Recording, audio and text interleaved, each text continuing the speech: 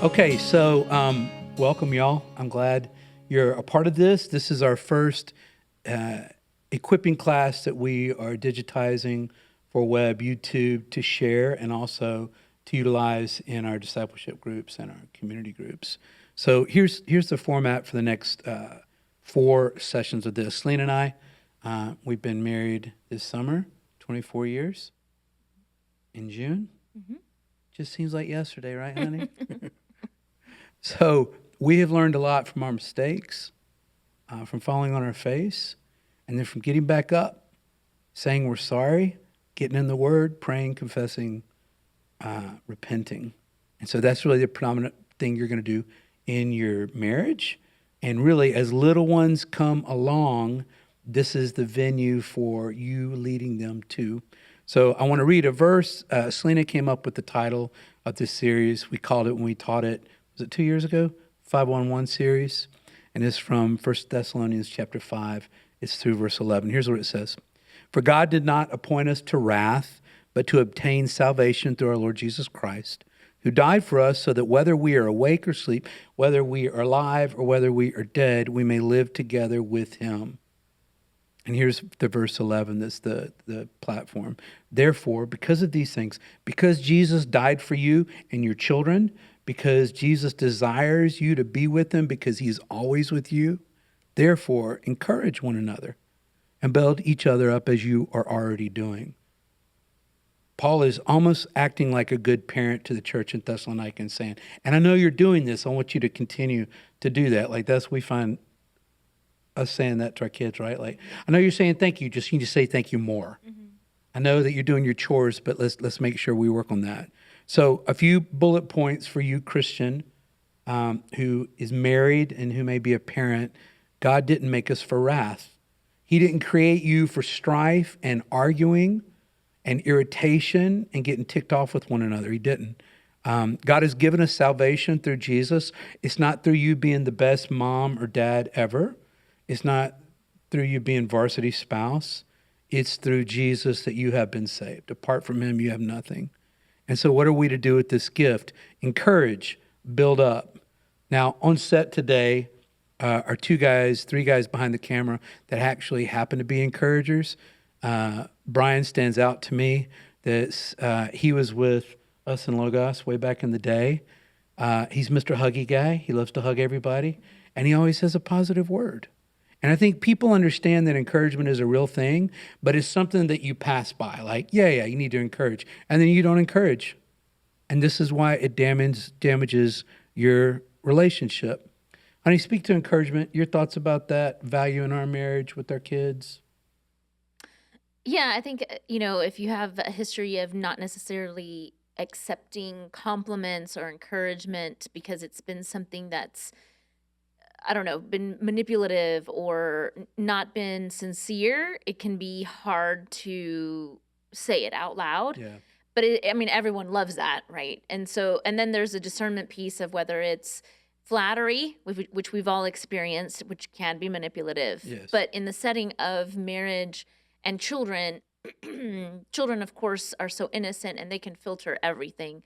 And so they know in their spirit whether it's a word of encouragement or whether it's flattery. And so that's really what's being spoken here, is that it is a sincere encouragement, not only with your children, but also with your spouse. It can be difficult sometimes if it's not your natural language.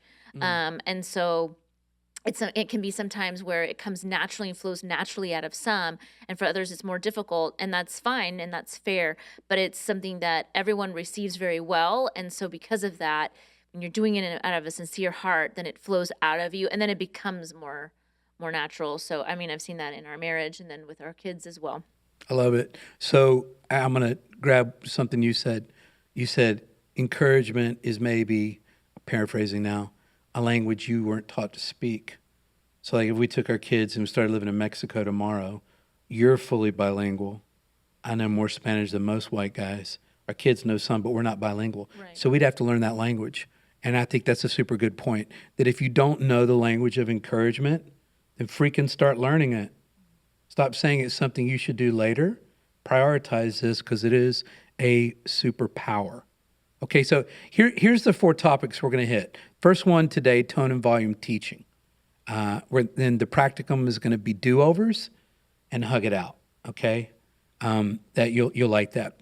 Second one, next week we'll talk about I respect you teaching, and then the practicum will be diffuse and disengage, the practicum part. Third week, difficult conversations teaching. Some of y'all don't like to do this at all. This is where we run into people, either men or women, and we'll say, "How's your marriage?" And we'll have men or women say this, "You know, our marriage is so good, like we've never argued." And that's when we both know somebody's lying. Somebody's not telling the truth, okay? So you have to have difficult conversations because you're people. The practicum for that day will be marriage meetup. And then the 4th week, active listening teaching. And the practicum will be 2 takeaways and family meetup. That's where we're headed. Today we're going to do tone and volume teaching, and that this is awesome. So here's the statement I'll make up front. And honey, you comment on this. Everything, okay, almost everything, can be said with the right tone and volume. Do you agree with that, or thoughts on that? Yeah, I mean, I wouldn't say it categorically, but for the most part, you can say things with a certain tone and volume that can escalate or de-escalate. Yeah. Yeah. Yeah, so that would be, I've experienced this, you have too, to where in our minds, I'm thinking I'm using the right tone and volume, Right. but it's not conversational like this. It's more like, honey, are you hearing me right now? I'm using the right tone and volume with you. Does that ring a Well, bell? Why are you there's laughing? also facial expressions Okay, what's the and body language, the nonverbals, right? This is one of the things you told me on the beginning, like, hey, Tom, we're having girl babies. We have 2 right now, so statistically we're going to have a 3rd girl. You need to change your face. You remember saying that? Yeah, yeah. And I was like, what do you mean? You're like, just hold that face and go to the mirror and look. And I was like this, and I thought, oh, crap. Like, I'm not even smiling. So I practiced. I still fail at this, but that's a big one for me. So it's tone and volume, conversational, voice tone almost, and body language and facial, relaxed, okay? Now this is me speaking. I remember people saying, oh, my husband, my wife, they're my best friend. And this was probably 2 or 3 years in our marriage, and I thought, I don't think we're best friends. Because, and I objectively broke it down, and I thought, if I were to speak to my guy friends the way at moments I spoke to Selena, they would either want to punch me or they wouldn't want to talk to me anymore. So it's not language that I use with my guy friends. So why in the world would I use that type of language with my spouse, with my covenant partner in Christ? And that really got me thinking, like, okay, there needs to be a reboot here. And none of you are going to bat 1,000 on this all the time, I promise you. But you have to ask yourself right now, the way you speak to your spouse, would you speak to your same-sex friends that way? And if so, how would they respond if you did? Thoughts about that, honey?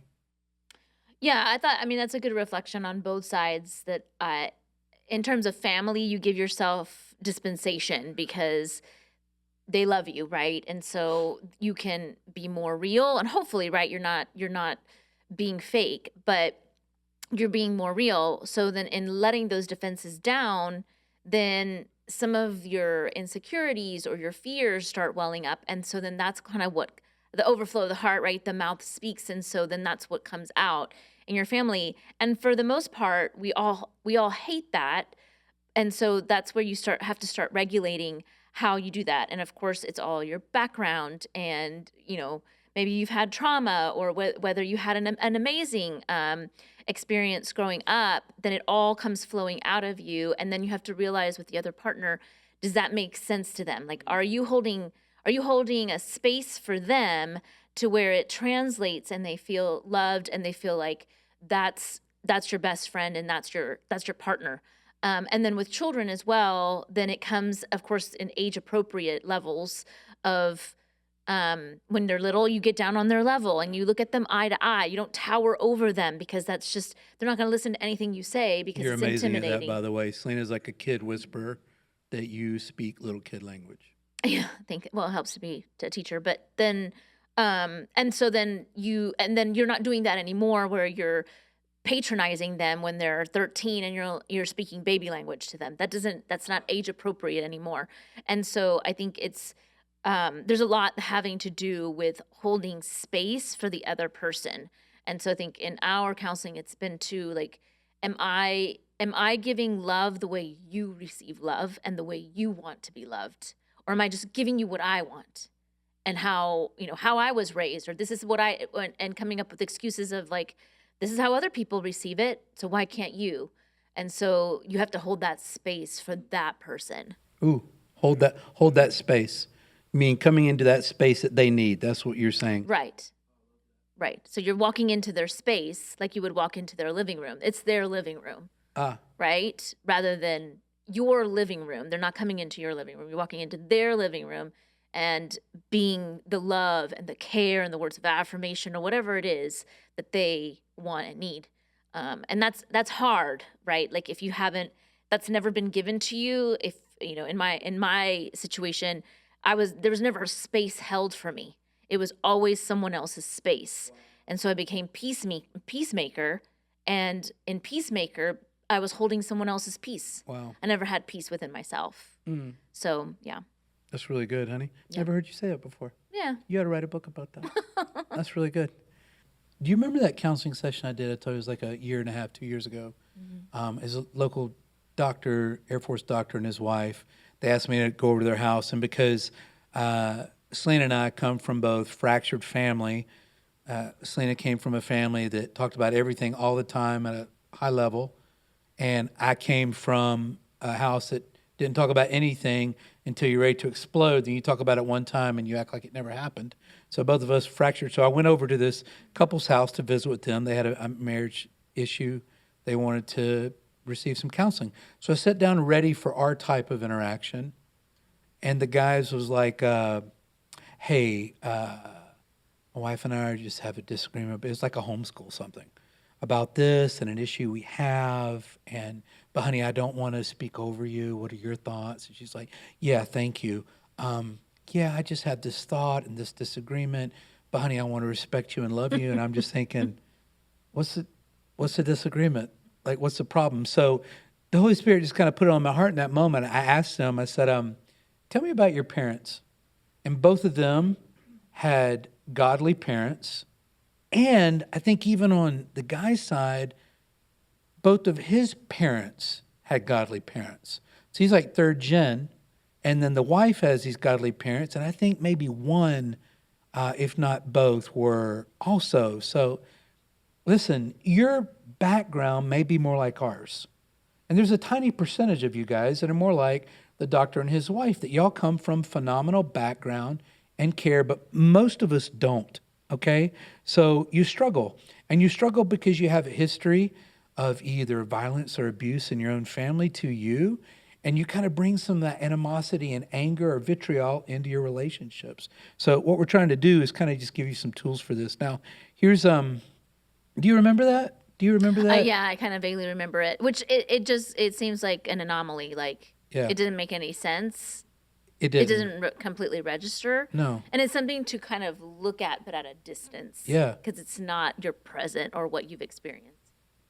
So what I would say is the type of relationship that doctor and his wife had is what you and I are working very hard for our children to have. Right. Yeah. Fair? Yeah. And that really is the case. It's like, it's not saying, again, the language is, or the narrative is not saying, well, I'm better than, because I know I've had that language spoken over me of, well, you don't have it as hard. This is what I've had, and yours is nothing near that. And so as a child, you're like, okay, well then my trauma's good. I'm aces. Thank you. And so then you start repeating that same narrative. Yeah. And as a little girl, I remember thinking at 8 or 12, being like, I'm never going to do this. I am never going to say that. And then as a parent, realizing I'm doing those things and I'm saying those things. Why? Because the narrative was, well, I'm not as bad as.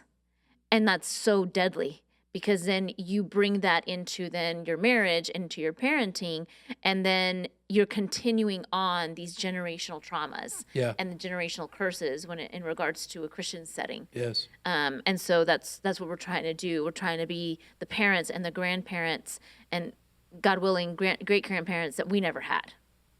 So we want to encourage in our marriage, and this is what we know that you need to do too, encourage patience and care. So now the opposite, I'm going to read you a passage from Proverbs 14:29. And this is definitely kind of like, some of you dudes and ladies listen to Jocko Willink online, extreme ownership, that you have to own your own stuff. Selena and I talk about this a lot. You have to own your own stuff. You can't point fingers. You can't be victim. You can't do that. Some of you have been victimized. We recognize it. So have we. But in the moment, if you claim the victim mindset, you've missed an opportunity to be responsible for your own actions. So hear what Proverbs 14 says. A patient person shows great understanding, but a quick-tempered one promotes foolishness. So, man, so much good can happen from us embracing patience. And a big piece of that is going back to, Christian, what Jesus has done for you. How patient is Christ with you? And that's a reset for me. When I get irritated, angry, and this is what Selena's done or said, and I should have been done differently, the Holy Spirit quietly reminds me, yeah, and this is what you've done. And how have I loved you?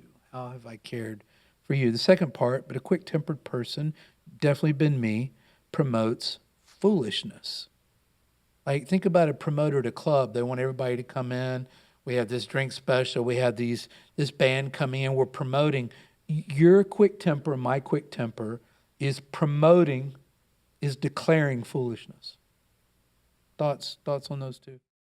Yeah, I mean, it's convicting, right? The foolishness, because I know I'm not patient, and I am quick tempered, and so then that's what's led to foolish behavior, foolish things that I've said, whether it's been to you, whether it's been to our children, whether it's been to students sometimes, or even just even out loud, like saying it in the car, getting like road rage and stuff. It doesn't matter in the end, and so, but that it promotes it, right? It Promotes it. feeds it like a flame, and then it becomes a fire.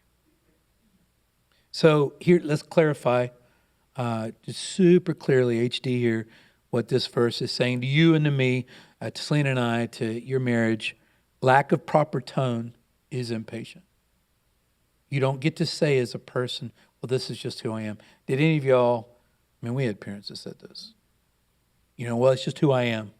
Oh, wow. Okay, great. So we're just supposed to put up with your horribleness because that's just who you are. As Christians, we can't say this. So our lack of proper tone is impatience. Lack of proper tone is also wrathful. It's also bringing animosity and anger and potential violence into the relationship. And then it's foolish. So here's the question. Where does our anger come from? Obviously, that is a longer conversation, but the beginning of change, hear me on this, is personal accountability of our own sin. The beginning of change is you and I saying, Selena and I saying in our marriage, in front of our children, by the way, I was the one that was wrong. I missed it.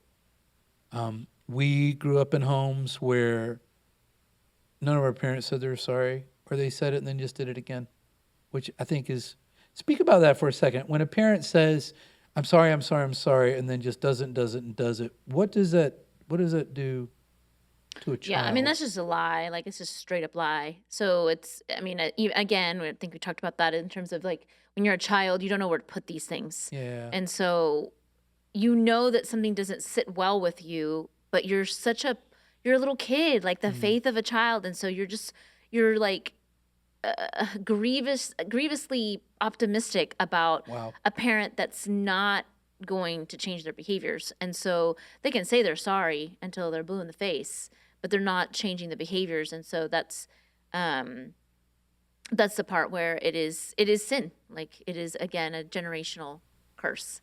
So how can we share in this regard?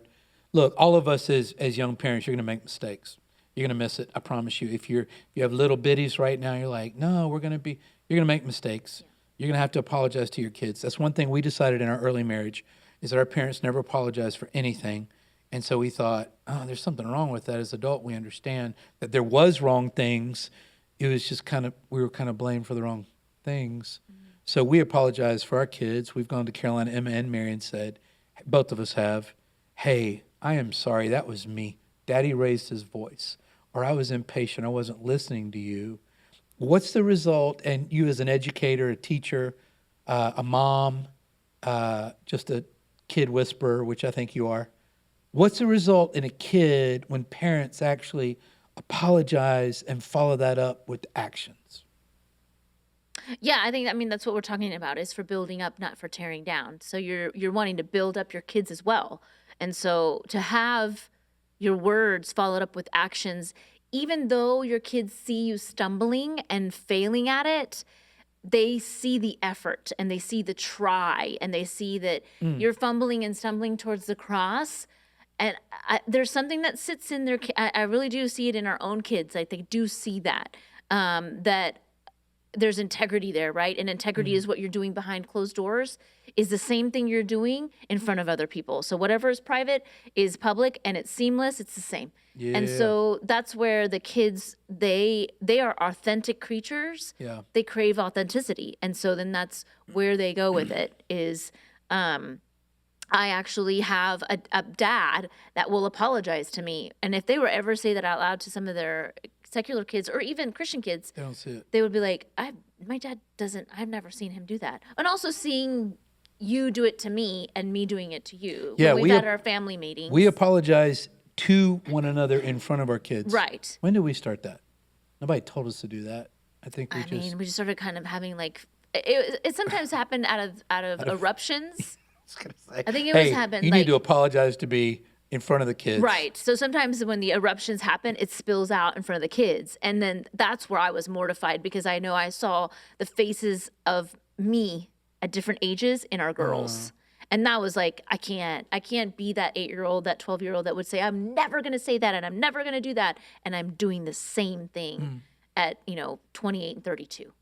I can't do that. And so that's, again, the generational traumas and curses to the 5th, 6th, 7th generation. It has to end with us. Yes. And when you make that concerted decision, that you hold fast to it. And I think the kids, again, who crave authenticity, see that and thrive off of it.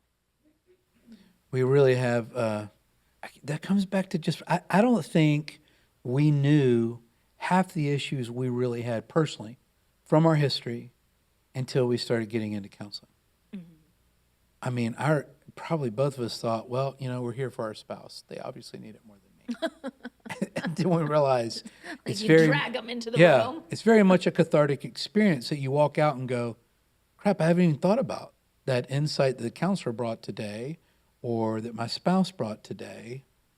Okay, next one, proper tone and volume is demonstrable patience. So if you say you're a patient person, you have to show you're a patient person. It's not like all your patience is in your mind, Right. I may act this way, but in my mind, I'm very patient with you. No, this needs to be seen. Proper tone and volume is active patience. Because there are times when you've had the right tone and volume with me, and I'm not earning that tone and volume. Fair? Yeah, and vice versa. Yeah, and we're not earning it. And so it's demonstrable patience on our part to go, even though my spouse is responding this way, in the name of Jesus, I'm going to respond this way. Right. Maybe just for a few minutes. And go from there. You are literally giving patience to your spouse. It's like a gift. So how many of us need that? Like, how many of us need to give more patience to our spouse? Camera guys, raise your hands. Okay, we know your wives. The last one, proper tone and volume also show you are seeking to understand, not control. That's a big one for me. Maybe you've had people in your life, or you've struggled with this, to where you're just waiting to talk in a conversation. And I'm so guilty of this. I was taught to interrupt, and I've interrupted you 1,000 times. And it's a slow process to learn how to.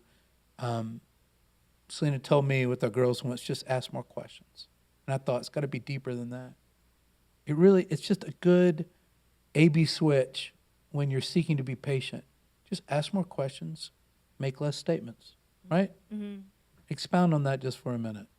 Yeah, no, I mean, I've been guilty of it too. I think being an educator taught me that. Yeah. Otherwise, I probably wouldn't have done that because I was talked over so much and had to be a listener for so long and a people pleaser that once I became an adult, I'm like, no, I'm not going to do that. But I realized, like, again, if you're going to hold space for somebody and walk into their living room, Yeah. you're not going to dominate the conversation, and you don't address anything about their home, give a compliment. It is just all consuming you. Again, you're not going to be invited back. And the same thing, we've had those situations where we've been in communication with somebody, or maybe you've been on a date, or maybe you've been in a family reunion, and then you're talking and you get consumed by somebody, and you have said no words. There's been nothing. And so it's draining. It really is. So I don't want to be that person. And so it is about like asking questions, right? Asking questions. And just saying, okay, tell me, if it's an argument or whatever situation, talk to me about what hurt you in this moment, and again, the tone and volume, all that is a factor, but I really do feel like it diffuses the person a lot. And so Yeah. if we can do that with our kids as well and not just dismissing it, because in dismissing it or disregarding it, you're disrespecting the person. Disrespect, disregard. Yeah, huge. Okay, so we've talked enough about this. We want to give you some practicum. I can't stand personally if I go to a conference and I'm told 3 problems and no solutions. Really bothers me.